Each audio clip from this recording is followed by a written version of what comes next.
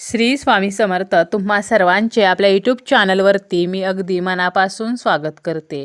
तुमच्या मनातील सर्व चांगल्या इच्छा स्वामी महाराज पूर्ण करोत हीच स्वामींच्या चरणी प्रार्थना करते आणि आजच्या व्हिडिओला सुरुवात करते.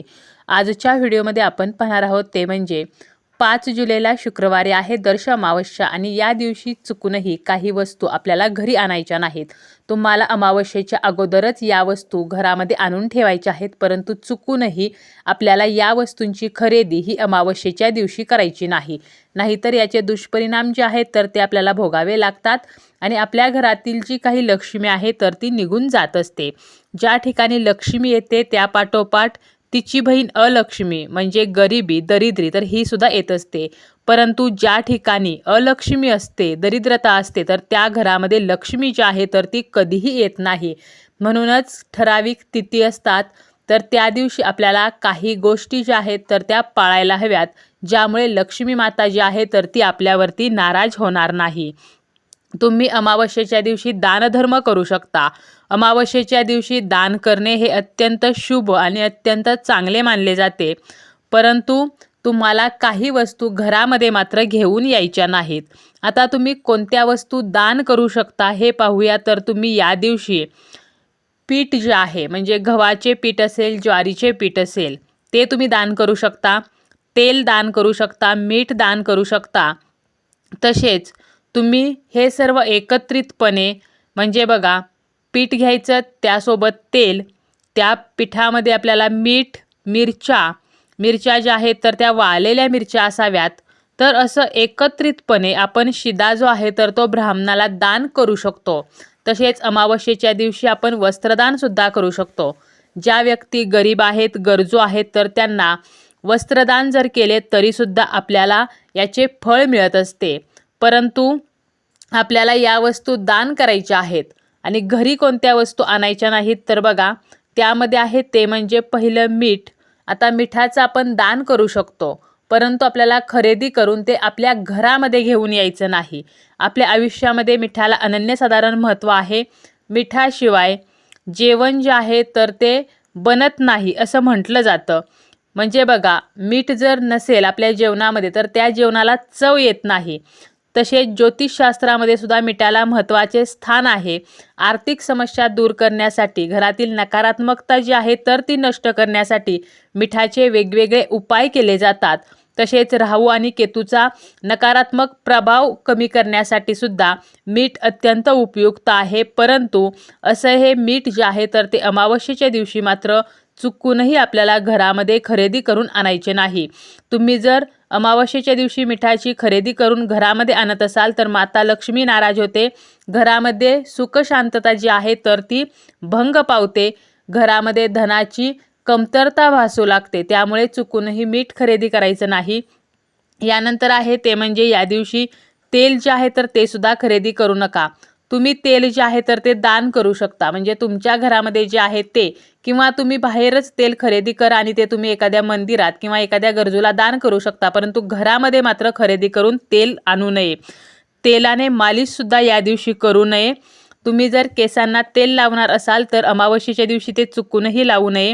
लोकमान्यता अशी आहे की या दिवशी पितरांसाठी श्राद्ध तर्पण केले जाते. तसेच अमावस्या हा चंद्राच्या संक्रमणाचा काळ असतो आणि म्हणूनच या दिवशी नकारात्मक ऊर्जेचा संचार जास्त असल्यामुळे तेल जे आहे तर ते घरी आणू नये. यानंतर आहे ते म्हणजे आपल्याला या दिवशी झाडू किंवा केरसुनी तर ही खरेदी करून घरी आणायची नाही. आपण घराची स्वच्छता करतो त्यासाठी झाडू किंवा केरसुनीचा वापर करतो. समुद्रमंथनातून जी रत्ने बाहेर पडली तर त्यासोबत अलक्ष्मी सुद्धा आले आणि अलक्ष्मी जी आहे तर ती अशुभाची, दुर्भाग्याची, अपयशाची देवता आहे. लक्ष्मी माता आपण सुखसमृद्धीची देवता मानतो, धनधान्याची देवता मानतो. त्याप्रमाणे अलक्ष्मी जी आहे, लक्ष्मीची बहीण अलक्ष्मी तर ही अशुभ मानली जाते. त्यामुळे अलक्ष्मी आपल्या घरामध्ये येऊ नये म्हणूनच आपण केरसुनीची पूजासुद्धा करत असतो. परंतु अशी ही केरसुनी तुम्हाला जर आणायची असेल तर अमावस्येच्या दिवशी चुकूनही ती खरेदी करून घरी आणू नका. तुम्ही मंदिरामध्ये दान करू शकता. म्हणजे लक्ष्मी मातेच्या मंदिरामध्ये अमावस्येच्या दिवशी तुम्ही 3 झाडू जर दान केले तर याची अनन्य अशी आपल्याला फळ जे आहे तर ते प्राप्त होते. परंतु आपल्याला घरामध्ये मात्र केरसुणी आणायची नाही. यानंतर आहे ते म्हणजे या दिवशी धान्य तुम्हाला आणायचं नाही. तुमच्या घरातलं धान्य संपलेलं असेल किंवा तुम्ही रेडीमेड आटा जर आणत असाल तो संपलेला असेल तर तो तुम्हाला अगोदरच बघायचा आहे की आपला संपणार आहे म्हटल्यानंतर अमावस्या जी तिथी आहे तर त्या अगोदरच तुम्ही ते खरेदी करून घरामध्ये आणायचं आहे. परंतु चुकूनही अमावस्येच्या दिवशी धान्य जे आहे तर ते खरेदी करून आणू नये. तसेच धान्य दळून सुद्धा आणू नये. कारण या दिवशी अशा जर गोष्टी आपण घरी आणल्या म्हणजे पीठ आणलं, धान्य आणलं तर आपल्याला काय होत असतं तर पितृदोष लागू शकतो आणि ह्या ज्या गोष्टी आहेत तर याचा लाभ जो आहे तर तो आपल्याला होत नाही. असं म्हटलं जातं की हे सर्व पितरांना समर्पित होते आणि त्यामुळे आपल्याला धान्य आणणे किंवा दळून आणणे तर या गोष्टी अमावस्येच्या दिवशी करायच्या नाहीत. यानंतर तुम्हाला काय करायचं आहे तर या दिवशी मांसाहार जो आहे तर तो करायचा नाही. त्यामुळे आपल्या घरामध्ये मांस, मटण, मद्य, अंडी, मासे अशा गोष्टीसुद्धा घरामध्ये आणायच्या नाहीत. या गोष्टींना स्पर्शही करू नये. कारण यासुद्धा गोष्टी अमावस्येच्या दिवशी करणे वर्ज्य मानले जाते. तसेच या दिवशी मद्यसेवनसुद्धा करू नये. आध्यात्मिक दृष्टीने या गोष्टी अशुभ आहेत. यामुळे काय होतं तर देवता ज्या आहेत तर त्या नाराज होतात आणि आपण जे काही सत्कर्म केलेलं आहे तर त्याचं पुण्य आपल्याला मिळत नाही. म्हणून या गोष्टीसुद्धा टाळायच्या आहेत. तसेच पूजेचे जे साहित्य आहे तुम्ही देवपूजेसाठी जे साहित्य वापरता तर ते जर संपत आलं असेल तर अमावस्येच्या दिवशी खरेदी करून घरी आणू नका. शुभ कार्यासाठी लागणाऱ्या गोष्टींची या दिवशी खरेदी करू नका.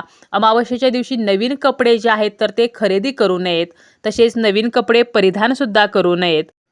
तुम्ही वस्त्रदान करू शकता. म्हणजे एखाद्या गरीब गरजू व्यक्तीला कपडे दान करू शकता. परंतु तुम्हाला नवीन कपडे स्वतःसाठी खरेदी करायचे नाहीत. तसेच या दिवशी ज्या काही खरेदी विक्री आहेत म्हणजे मोठ्या जर खरेदी विक्री तुम्हाला काही करायच्या असतील तर या अमावस्येच्या दिवशी चुकूनही करू नका. अमावस्येच्या दिवशी शुभकार्य केली जात नाहीत.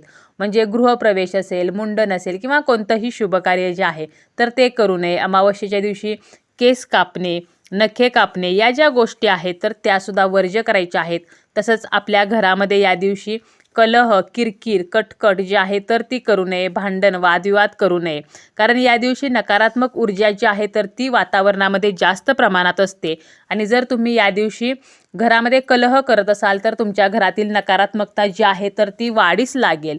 तुमच्या घरातलं जे काही सकारात्मक वातावरण आहे तर ते बिघडेल आणि म्हणूनच आपल्याला या दिवशी घरामध्ये कलह करणे सुद्धा आपल्याला टाळायचं आहे. या दिवशी काळ्या रंगाचे कपडे जे आहेत तर ते सुद्धा परिधान करू नका. तर अशा काही गोष्टी आहेत तर ज्या आपल्याला अमावस्येच्या दिवशी करायच्या नाहीत. कारण या जर गोष्टी नकळतपणे जरी आपल्याकडून घडल्या, अनावधानाने जरी आपल्याकडून या चुका होत गेल्या तरीसुद्धा याचे आपल्याला परिणाम जे आहेत तर ते भोगावे लागतात आणि म्हणूनच आपल्याला बऱ्याचशा समस्यांचा सामना करावा लागतो. मग या समस्या आर्थिक असू शकतात, शारीरिक असू शकतात किंवा मानसिक असू शकतात.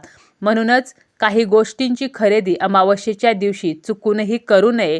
तसेच काही चुका आहेत ज्या आपण व्हिडिओमध्ये शेवटी पाहिल्या तर त्यासुद्धा करू नयेत.